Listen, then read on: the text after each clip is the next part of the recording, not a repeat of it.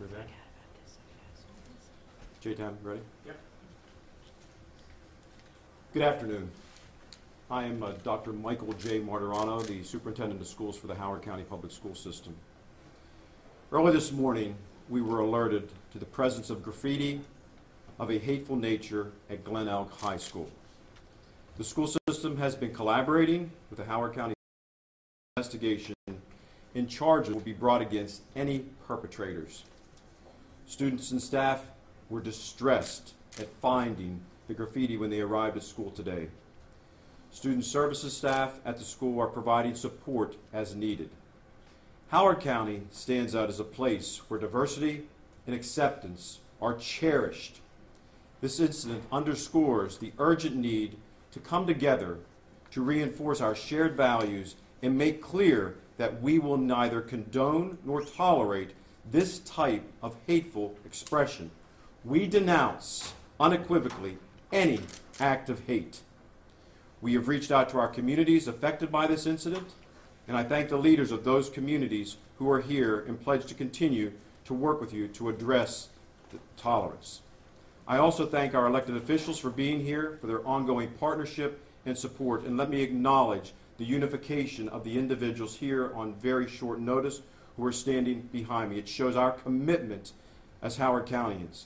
Reverend Turner from St. John's the Baptist Church, Hector Garcia representing Firm, Rabbi Grossman representing Beth Shalom, Alan Kittleman, our county executive, Willie Flowers, president of the NAACP, Mary Kay Siggety, president of the county council, Chief Gardner, our chief of police, Kevin Gilbert, standing behind me, our director of diversity and acceptance and inclusion, Ananta Hijibu, one of our Board of Education members, James Lamont, my community and outreach personnel individual, Councilman Fox, Larry Walker, representing the African American Roundtable, Cindy Valancourt, chairman of the Board of Education, Calvin Ball, representative of the County Council, one of our Board of Education members. To see this level of commitment is overwhelmingly positive as we respond to such a negative event. Once again, let me make some other statements. Our school system has made progress over the last year in building cultural proficiency and strengthening our work to ensuring diversity, equity, and inclusion. We are embracing this at the very basic level in our classroom every day, where we want every child accepted in an environment where they can feel free to be themselves and who they are. No one should experience any form of hate in our classrooms or within our school community. And let me state for the record that as superintendent, I will hold people accountable to the individuals who are responsible for any act of hate within our school system to our code of conduct up to the level of expulsion. And those cases will be directly given to me because it is my responsibility to execute those kind of acts in terms of accountability. We are making great progress under the leadership of Dr. Kevin Gilbert, our Director of Diversity, Equity, and Inclusion. However, incidents such as this remind us that we still have work to do. There are individuals out there who want to perpetuate hate, and we're going to annihilate that with our kindness, compassion, and love. I call on every member of our community to join us in standing up for the dignity and value of each individual, taking a stand against injustice and hatred, and exemplifying through our words and actions the values that Howard County stands for to respect and honor each individual within our community. And let me state personally, I've been an educator for over 30 years. We work hard every day to ensure that our children are safe and protected. No child, no staff member within our inclusive community should ever feel any form of threat, harassment, or any form of hate. Today's incident is extremely harsh in terms of what I've witnessed based upon the pictures that I've seen, and I will be heading to the school later today. We have an African American principal at the school who was a target of this, which then, in my estimation, rises to the level of a hate crime. We will not tolerate this in Howard County or in the Howard County Public School System. At this time, I'd like to introduce the Chief of Police, who is going to make some additional statements and some information of which we've just found out. I'm sorry.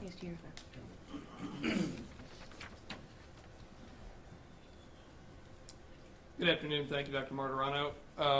Just prior to this press conference, we learned some information regarding the investigation. As stated earlier this morning, we were notified by school officials that there was a significant amount of graffiti up at the school, on the parking lot, sidewalks, and on many sides of the building. Racial epithets, bias-related, anti-Semitic, things that were directed at the principal of the high school. We immediately began an investigation. The school SRO assigned to that school was on location with additional support, and as a result of the investigation so far this morning, just prior to this press briefing, 3 people were taken into custody. They are being interviewed at this time and being taken to central booking. They are adults and they are students of that school. The investigation is ongoing.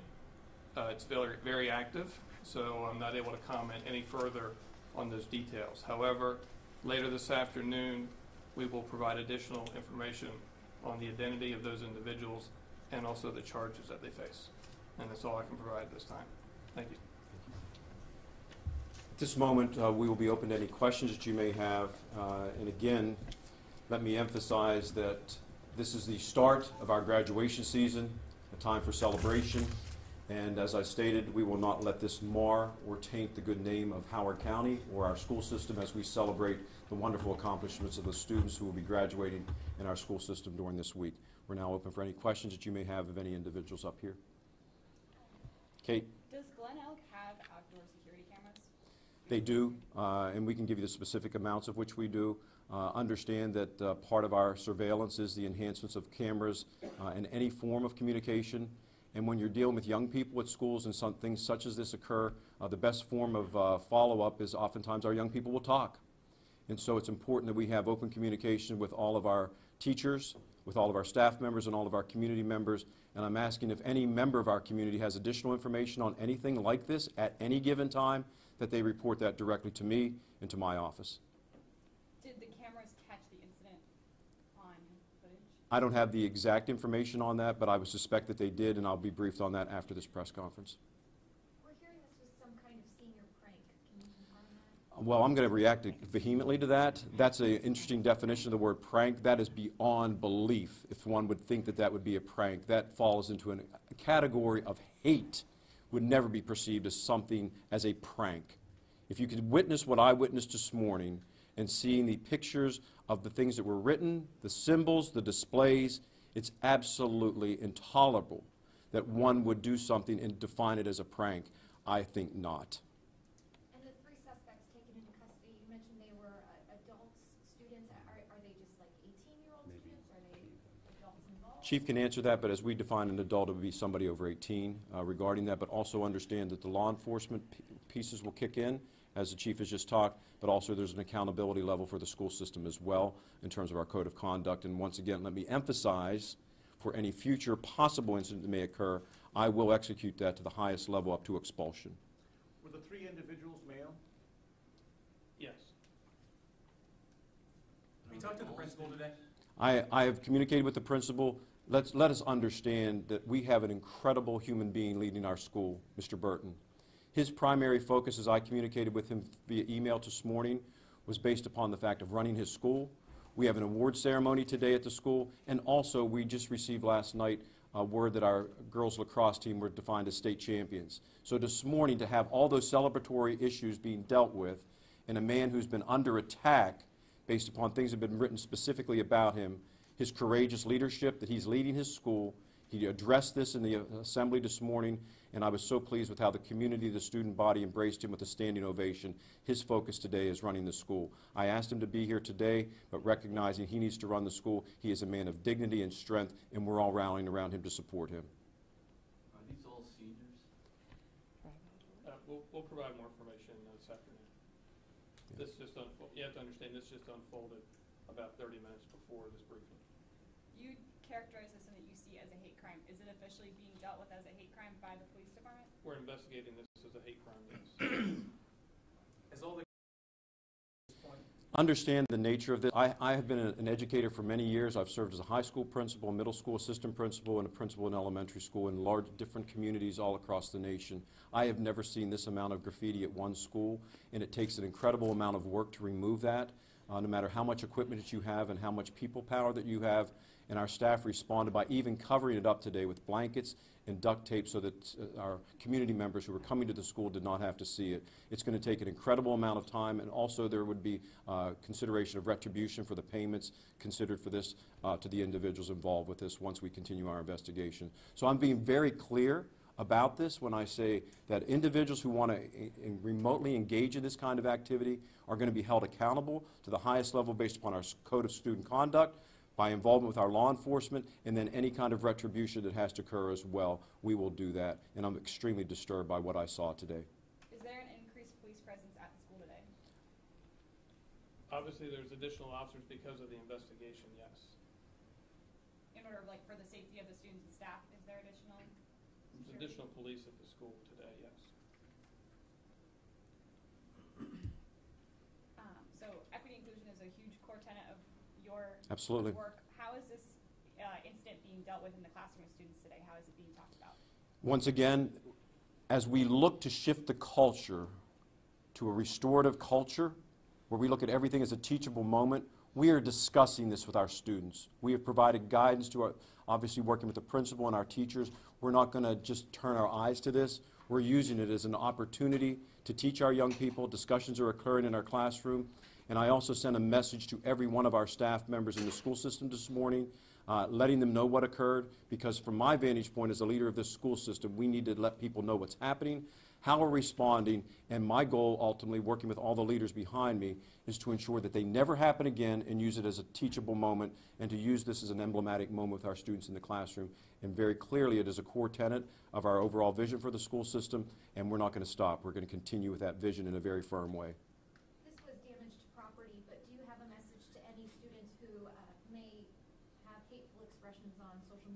Absolutely. I mean, once again, I have zero tolerance for any form of hate in any way where another human being is harassed or denigrated based upon their creed, their background, their religion, color, whatever it may be. We have anti-discrimination policies. We have laws. We're going to make certain that they're not just words, that individuals are held accountable. And I'm asking young people to think. Think before you post something. Think before you engage in an activity that can have life-transforming ramifications for you. I'm asking our parents, once again, get involved with your child's social media. Monitor their accounts. Monitor their history. Be the parents that you're expected to be in terms of as a primary teacher. And that means full engagement and monitor, because young people have a very powerful tool in their possession of social media and technology, and if not used properly can cause harm and damage. And so my message is very firm and very clear and very direct. Yes, we will not tolerate it, and we'll make certain that we follow up on anything that we see, and we're doing that with the collaboration of all the leaders that we have here and our school system staff, teachers, principals, etc. We will not tolerate it in Howard County.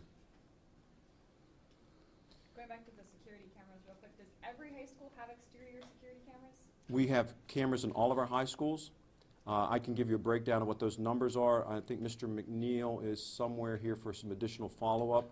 But we're also working, as you can see, with our county leaders here with additional support for funding to the tune of $1.1 million to address some of our other concerns. Additional consideration of $1.4 million for also enhancements. All of this works together to make certain we have a secure environment, one, from the vantage point of the hardware, but also I want young people to feel safe and secure in their environments, free of being bullied, free of having names called, and any form of hate that comes at them. And that goes through the process of training, and we're starting that at the preschool level with engagement of inclusion and respecting each other's differences and celebrating that and accepting, not tolerating, but accepting and valuing. That's the beautiful thing about in Howard County. We discuss these things, and we want to use it as a teachable moment to move forward with our young people to prevent this. And we all have work to do, but we're striving to be a model for the nation.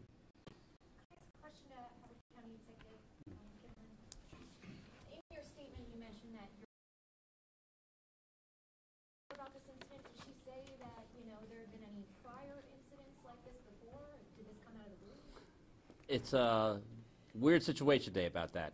Tomorrow, my daughter's getting married. Today, we are going to be celebrating the rehearsal dinner and the rehearsal, and we'll still do that. And so she's not at school today. And she was with the bridesmaids and my other daughter who's a maid of honor last night. So I haven't talked to her. I've texted with her. But I'm angry. This is our school. All 4 of my kids went to that school, and my daughter teaches there. That's not the Glenelg community, folks. I want to tell you really strong, that's not our Glenelg community. There's some people there that are hateful and bigoted, and we can't tolerate it. I appreciate Dr. Martirano's comments, but I'm just mad.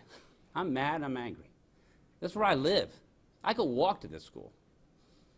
We can't have this happen in Howard County. We can't have it happen in Glenelg, and we need to stand strong. And that's why I'm so happy to see so many people here from all different faiths, ethnicities, races, whatever, because we're all staying together against hate, and it's not going to be tolerated. It's not going to be accepted. We're going to make sure that these people are held accountable to the fullest extent of the law, and to let the rest of the community know that we're going to work together and be united. So, but yeah, it's a strange situation for me because of her wedding coming up. But I have a question for you as well. Yeah. In your statement, you mentioned wanting to do a One Howard event specifically in response to this. What might that be? Well, we certainly are working on that. David Lee, who coordinates that for me, is here today. We'll be working with the school system, Dr. Gilbert and others. We need to have a conversation in that community. There's no question about it. Reverend Turner was talking about that earlier. My family has a long history of civil rights here in Howard County. I get really frustrated. I had breakfast with Mr. Flowers the other day. I get very frustrated when I think about all the people who have sacrificed in our community to make our community what it is today, and we still have work to do. That is frustrating, folks.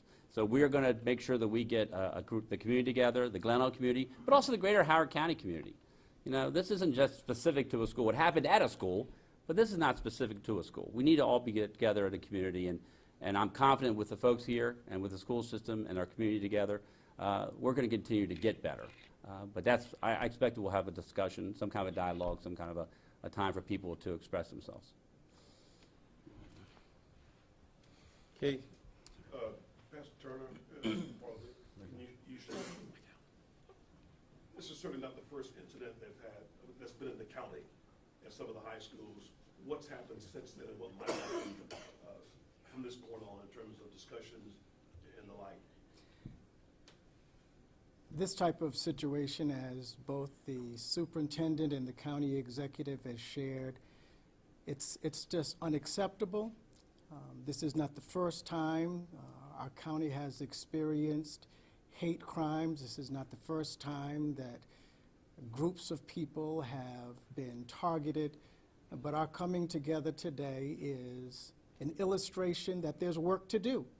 And while we are in this graduation season, we're going to take this as an opportunity to not just stand together, but continue to come together, to work together, to find what gaps exist within the school system and what opportunities exist for the community and the school system and the police department and the county government to work together so that we can reduce these hate crimes and so that we can increase the level of civility and unity that really defines Howard County. Going back to the initial incident, who initially found the graffiti and at what time? So I was briefed early this morning, as I am on many events that occur in our school system, and our building service staff, who arrived very early in the morning, were the ones to alert us and then activated our entire leadership team regarding that. So we responded immediately. The questions that I was asking when I found out about that was how quickly can we respond to cover it up, to clean it up, making certain we have all the accountability measures in place. And our building service staff was the one who reported it. What time did they get there? I can get you the precise time, but I know that I received a notification very early this morning, around 6:30 or so. Can you give us an idea? You mentioned that several locations around the school, sidewalk, buildings. What can you give us an idea of what areas? That's when I'm going to react one more time and use this as an opportunity. This was not a prank. I mean, that's a sick mind who's thinking that that might be a prank, because the fact there was nothing left basically unturned. Sidewalks, trash cans, bricks, outbuildings, everything that possibly could be available with spray paint, etc., and some very graphic, poignant representations.